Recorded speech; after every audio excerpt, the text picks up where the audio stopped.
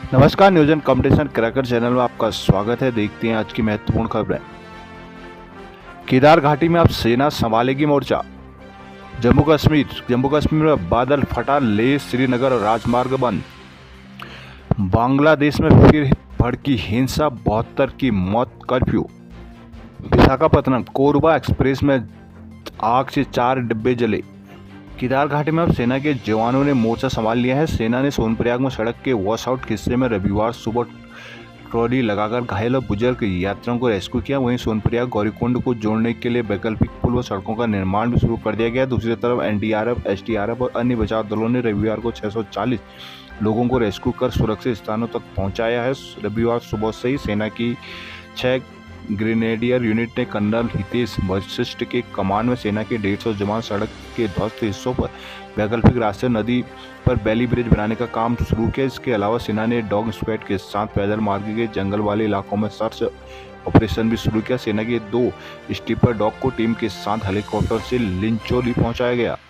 जम्मू और कश्मीर के गांधरबल जिले में बादल फटने से एक मुख्य सड़क मार्ग क्षतिग्रस्त हो गया, जिससे श्रीनगर लेह राष्ट्रीय राजमार्ग यातायात के लिए बंद हो गया। जम्मू कश्मीर घाटी का संपर्क लद्दाख से कट गया है। बादल फटने की इस घटना से अमरनाथ यात्रा के लिए भी बारटाल आधार सिविल तक संपर्क सुविधा भी बाधित हो गई। इस दुरुस्त करने के लिए स्थानीय प्रशासन की टीम जुटी हुई है। यातायात नियंत्रण कक्ष के अधिकारी ने रविवार को बताया कि गांधरबल जिले के कचेरवन में सड़क क्षतिग्रस्त होने के कारण श्रीनगर लेह मार्ग पर यातायात अगले आदेश तक रोक दिया गया है।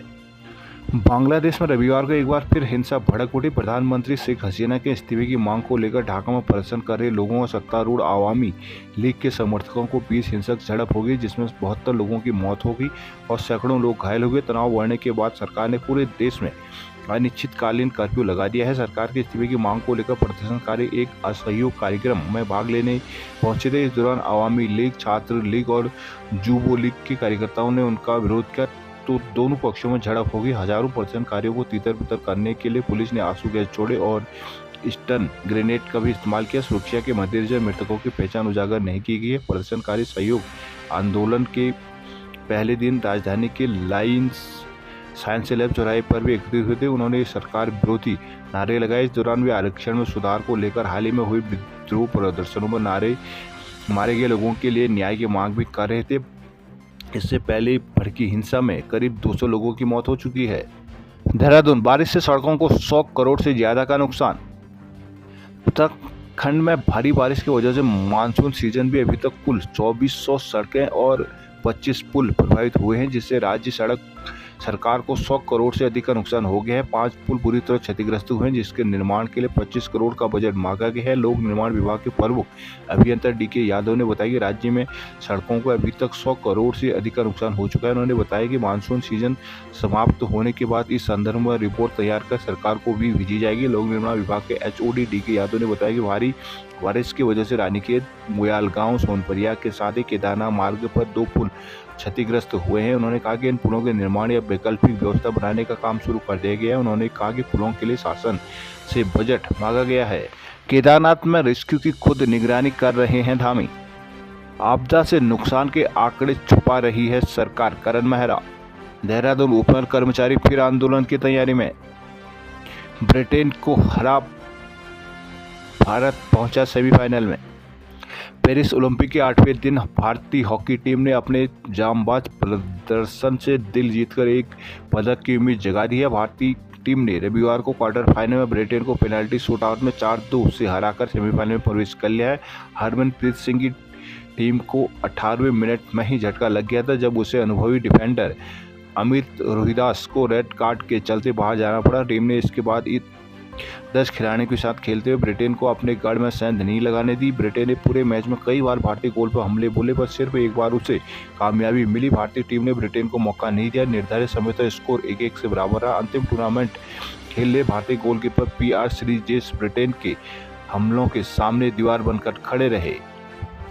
देहरादून में महिलाओं को डिजिटल अरेस्ट व 10.5 लाख रुपए ठगे। इजराइल पर हमला के लिए अमेरिका ने चेताया। नई दिल्ली, वक्फ बोर्ड संशोधन बिल पेश करने की तैयारी। नई ठहरी टीएचडीसी सितंबर से पीएसपी से शुरू करेगा बिजली का उत्पादन। पौड़ी में लोक अदालत 5 अगस्त को। कर्णप्रयाग में निर्माणाधीन धार्मिक स्थल तोड़ने पर उस सोनप्रयाग में सेना पैदल पुल बनाने में जुटी। चमोली एसटीपी हादसे के बाद भी नींद में महकमा नहीं लिया सबक। चमोली एसटीपी हादसे का पूरा 1 साल हो चुका है, जिसके बाद अभी तक विभाग गहरी नींद में है। एसटीपी हादसे में 16 लोगों की मौत के बाद भी महकमे ने कोई सबक नहीं लिया है। आज भी जल संस्थान में सिविल डिग्री धारक इंजीनियर ही इलेक्ट्रिकल का काम देख रहे हैं। इलेक्ट्रिकल वाले इंजीनियर सिविल के काम की जिम्मेदारी संभाले हुए हैं। चमोली में 19 जुलाई 2023 को एसटीपी में करंट फैलने से 16 लोगों की मौत हो गई थी। जल निगम के बनाई इस एसटीपी का संचालन जल संस्थान कर रहा है। जल संस्थान में भी बिजली को इस काम का जिम्मा सिविल डिग्री धारक इंजीनियर कर रहे हैं, जिन्हें बिजली के काम का कोई अनुभव नहीं था। इस पर खासा बवाल हुआ। सवाल उठे कि बिजली का काम कैसे सिविल इंजीनियर देख रहे हैं, किस आधार पर तैनाती की गई। पड़ताल हुई तो मालूम चला कि अकेले चमोली में ही नहीं बल्कि जल संस्थान ने पूरे प्रदेश भर में इंजीनियरों की तैनाती में यही गड़बड़ी की गई है। कल ही खुलने के बाद जल संस्थान मैनेजमेंट की ओर से दावा किया गया कि इस खामी का तत्काल दूर किया जाएगा। सिविल और इलेक्ट्रिकल वाले इलेक्ट्रिकल का काम देंगे। 1 साल बीतने के बाद दिशा में कुछ नहीं हुआ है। दरअसल जल संस्थान में सिविल और इलेक्ट्रिकल का अलग अलग ढांचा ही नहीं है। भले ही सिविल और इलेक्ट्रिकल के पदों पर भर्ती को अध्यायन अलग भेजा जाता है, आयोग भी परीक्षा अलग अलग कराता है। जैसी इंजीनियर चयन होकर विभाग में आते हैं, उसके बाद उनके काम में कोई भी भेद नहीं रहता। इसी खामी के कारण चमोली एसटीपी हादसे में 16 लोगों की अपनी जान गंवानी पड़ी थी। नैनीताल रोड पर खान पान के ठेले और फूड वैन अब होंगे प्रतिबंधित। नैनीताल रोड पर एमबी पीजी कॉलेज के बाहर लगने वाले खाद्य सामग्री और फास्ट फूड आदि के ठेले वालों को रविवार शाम पुलिस ने खदेड़ दिया। इन लोगों को दोबारा यहां ठेला लगाने पर सख्त कार्रवाई की चेतावनी दी गई है। मतलब अब सड़क खाली रहेगी। पुलिस इन्हें वैकल्पिक स्थान पर लगाने के नियम से बातचीत भी करेंगे। उधर निगम की टीम ने रविवार को बेस अस्पताल के बाहर का अतिक्रमण हटाया। काठगोदाम में सड़क चौड़ीकरण की जद में आ रहे KMBN के गेस्ट हाउस को लोक निर्माण की टीम ने तोड़ना शुरू कर दिया है। नैनीताल रोड पर तिकोनिया चौराहे पर काठगोदाम के बीच सड़क किनारे लगने वाले ठेलों की वजह से ट्रैफिक जाम की समस्या हर रोज पैदा होती है। हालत ये है कि 4 लेन हाईवे 2 लेन में तब्दील हो जाती है, जिससे वाहन चालकों के साथ ही ग्राहकों को भी दिक्कतों का सामना करना पड़ता है। वहीं पिछले कई दिनों से पुलिस को लगातार शिकायत मिल रही है कि MBPG कॉलेज के बाहर लगने वाले ठेलों के पास दिन ढलते ही गाड़ियों का जमावड़ा लग जाता है। यहाँ भी शिकायत पुलिस को मिली कि सड़क किनारे गाड़ी खड़ी कर शराब पीने वाले देर रात तक यहाँ हुड़दंग मचाते हैं। पिथौरागढ़ सोबला ढाकर सड़क खटखोला में 800 मीटर धंसी। पिथौरागढ़ में उपनायक गाड़ गदेरों में आवाजाही को जान की बाजी। थल भट्टी गांव सड़क बंद, रोगी को पीठ पे लाए अस्पताल। पिथौरागढ़ में मानसून की मार, अस्पताल में रोगियों की भरमार। बाराकोट में व्यापारियों का जिला पंचायत के खिलाफ प्रदर्शन। सीमांत में मानसून काल की शुरुआत के साथ लोग बीमार होने लगे हैं। सरकार हो या फिर निजी अस्पताल, सभी जगह रोगियों की भीड़ उमड़ रही है। बुखार, सर्दी, खांसी, गले में खराश के साथ ही सांस लेने की समस्या से पीड़ित रोगियों की संख्या दिन पर दिन बढ़ती जा रही है। इसके अलावा कुछ लोग टाइफाइड, निमोनिया से भी पीड़ित हैं। जनपद के सबसे बड़े हॉस्पिटल बीडी पांडे अस्पताल इन दिनों रोगियों के दबाव से जूझ रहा है। रोजाना बड़ी संख्या में लोग यहाँ इलाज के लिए पहुंच रहे हैं, जिससे अस्पताल के वार्ड पैक हो गए हैं। रविवार को हिंदुस्तान समाचार ने जिला अस्पताल की पड़ताल की। यहाँ देखने को मिला कि 120 बेड क्षमता वाले इस अस्पताल के लिए वार्ड रोगियों में फुल हो चुके हैं। सर्जिकल वार्ड, बच्चा वार्ड, हड्डी वार्ड के बाहर अस्पताल प्रबंधन ने 26 अतिरिक्त बेड लगाए मिले हैं। बागेश्वर के 2 अस्पतालों से रेफर प्रसूता ने तोड़ा दम। बागेश्वर के गरुड़ तहसील के लोमबाद ग्राम पंचायत के भूजागढ़ गांव के एक प्रसूता ने जिले के 2 अस्पताल से रेफर होकर अल्मोड़ा में इलाज के दौरान दम तोड़ दिया। 4 दिन पहले CSC बैजनाथ में स्वास्थ्य बच्चे को जन्म दिया गया था। यहाँ 2 दिन रखने के बाद उसे महिला रोग विशेषज्ञ की राय के लिए बागेश्वर भेजा गया। यहाँ भी उसे 2 दिन बाद जांच के लिए रखा गया। बाद में हालत बिगड़ने पर अल्मोड़ा रेफर कर दिया गया। बेहतर स्वास्थ्य सुविधाएं न होने से महिला की जान चली गई। गरुड़ के ज्येष्ठ प्रमुख बहादुर सिंह कोरंगा ने बताया कि लोमबाद ग्राम पंचायत के भोजगढ़ निवासी 28 वर्षीय रीता सजवाण पत्नी गोविंद सिंह को बुधवार की सुबह 3:30 बजे प्रसव पीड़ा हुई थी। परिजन को उसे तुरंत मोहन सिंह मेहता सामुदायिक स्वास्थ्य केंद्र बैजनाथ ले आए थे। यहाँ सुबह 6:30 बजे उसने एक स्वस्थ बेटे को जन्म दिया।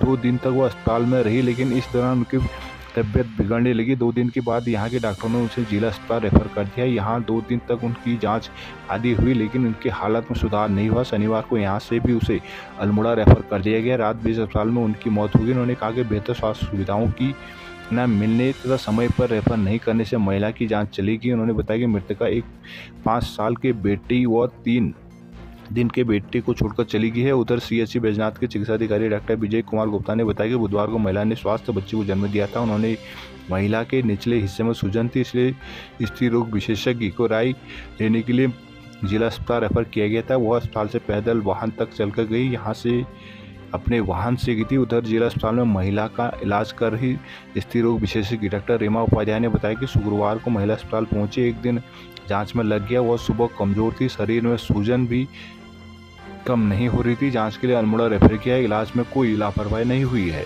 अल्मोड़ा के लक्ष्य सेन पदक के लिए आज आखिरी लड़ाई लड़ेंगे। अल्मोड़ा लक्ष्य सेन पेरिस के ओलंपिक सेमीफाइनल मुकाबले का अल्मोड़ा को लोगों को बेसब्री से इंतजार है। रविवार को लोग दुकानों, घरों व अन्य जगहों पर मैच में नजरें गड़ाए हुए थे, लेकिन लक्ष्य की हार से लोग निराश हो गए। हालांकि उनके कांस्य पदक जीतने की आस लोगों में अब भी कायम है। रविवार को अल्मोड़ा के बैडमिंटन खिलाड़ी लक्ष्य सेन का ओलंपिक सेमीफाइनल मुकाबला था। डेनमार्क के खिलाड़ी के साथ हुए मुकाबले में उन्हें हार मिली। लक्ष्य का सेमीफाइनल मुकाबला देखने के लिए नगर के लोगों में काफ़ी उत्साह था। सेमीफाइनल में जीतने के बाद उन्हें लक्ष्य से भारत को स्वर्ण दिलाने की उम्मीद थी। ये कारण था कि लोग घरों, दुकानों आदि में टेलीविजन पर मुकाबला देख रहे थे। साथ ही हेमंती नंदन बहुगुणा स्पोर्ट स्टेडियम में भी लोग मैच देखने की व्यवस्था की गई थी। इसके अलावा मोबाइल फ़ोनों में भी लोग मैच का आनंद ले रहे थे। मैच में लक्ष्य के हारने से लोगों को निराशा हुई, लेकिन लक्ष्य से मेडल लाने की उम्मीद उनमें अब भी कायम है। वह आज यानी सोमवार को लक्ष्य का मुकाबला मलेशिया के खिलाड़ी से होगा। हेमंती नंदन बहुगुणा स्टेडियम में मैच देखने वालों में शेखर लखचोरा, अरुण बंग्याल, राम अवतार, हरीश सिंह, डॉक्टर नंदन बिष्ट आदि मौजूद रहे। जागेश्वर आरतोला के बीच जल्द बनेगा रोपवे। मास्टर प्लान के तहत जागेश्वर आरतोला के बीच रोपवे बनाने की कवायद शुरू हो गई है। इसके लिए रविवार को कार्यदायी संस्था ब्रेड कुल ने जागेश्वर का स्थलीय निरीक्षण किया। उम्मीद जताई जा रही है कि जल्द ही रोपवे बनाने का काम भी शुरू होगा। जागेश्वर धाम में मास्टर प्लान के तहत विभिन्न कार्य किए जा रहे हैं। कुछ माह पूर्व ही कार्यदायी संस्था ने आरतोला से जागेश्वर धाम तक सड़क को 2 लेन करने की कवायद शुरू कर दी थी। इसके तहत विभाग ने 2 लेन सड़क की जद में आने वाले सैकड़ों देवदार पेड़ों पर लाल निशान लगा दिए थे, जिससे लोगों का गुस्सा भड़क गया था। राज्य भर में जागेश्वर धाम के प्राचीन देवदार जंगल को बचाने के लिए अभियान शुरू किया था। मामले को गंभीरता से लेते हुए सीएम पुष्कर सिंह धामी ने तत्काल पेड़ों के सर्वे पर रोक लगाने के आदेश जारी किए थे, जिसके बाद सड़क चौड़ीकरण का मामला ठंडे बस्ते में चला गया। अब मास्टर प्लान के तहत जागेश्वर आरतोला के बीच रोपवे बनाने की कवायद शुरू हो गई है। जसपुर में आईआरबी जवानों की बस पलटी, 3 जख्मी। देहरादून सीएम आवास से ड्यूटी कर लौट रहे आईआरबी जवान की बस रविवार तड़के 4 लेन किनारे 10 मीटर गहरे गड्ढे में पलट गई। गलत साइड से आ रहे बाइक सवार को बचाने के प्रयास में हादसा हुआ। हादसे में 3 जवान जख्मी हो गए। पुलिस ने घायलों को सरकारी अस्पताल पहुंचाकर उपचार कराया। उपचार के बाद जवान को छुट्टी दे दी गई। वहीं पुलिस ने बस को गड्ढे से निकालकर शेष जवानों को नई बस से बेलपड़ाव पहुंचाया। शनिवार देर शाम सीएम आवास में ड्यूटी समाप्त कर आईआरबी के 25 जवानों की बस बेलपड़ाव के पास के लिए रवाना हुई थी। रविवार तड़के करीब 4:30 बजे बस गाँव महुआ खेड़ा पहुंची। 4 लेन पर सामने से गलत साइड से आ रही बाइक सवार को बचाने में बस चालक जयचंद ने बस को कच्चे में उतार दिया, जिससे बस अनियंत्रित होकर सड़क किनारे 10 मीटर नीचे गड्ढे में पलट गई। हादसे में 3 जवान जख्मी हो गए। सूचना पर पुलिस ने घायलों को सरकारी अस्पताल पहुंचाया। ईएमओ ने तीनों को उपचार के बाद वापस भेज दिया। पुलिस ने क्रेन की मदद से पलटी बस को बाहर निकलवाया। इस बीच मौके पर आईआरबी के आला अधिकारी भी आगे। बस क्षतिग्रस्त होने पर सभी जवान को दूसरी बस से आईआरबी मुख्यालय बेलपड़ाव रवाना किया गया। सूत मिल चौकी प्रभारी धीरज टमटा ने बताया कि घायलों को उपचार करा रवाना करा दिया गया। आईआरबी के राजेंद्र प्रसाद ने बताया कि गलत साइड से आए बाइक सवार को बचाने के प्रयास में हादसा हुआ है। काशीपुर स्पोर्ट स्टेडियम को मिले बॉक्सिंग वेट लिफ्टिंग कोच।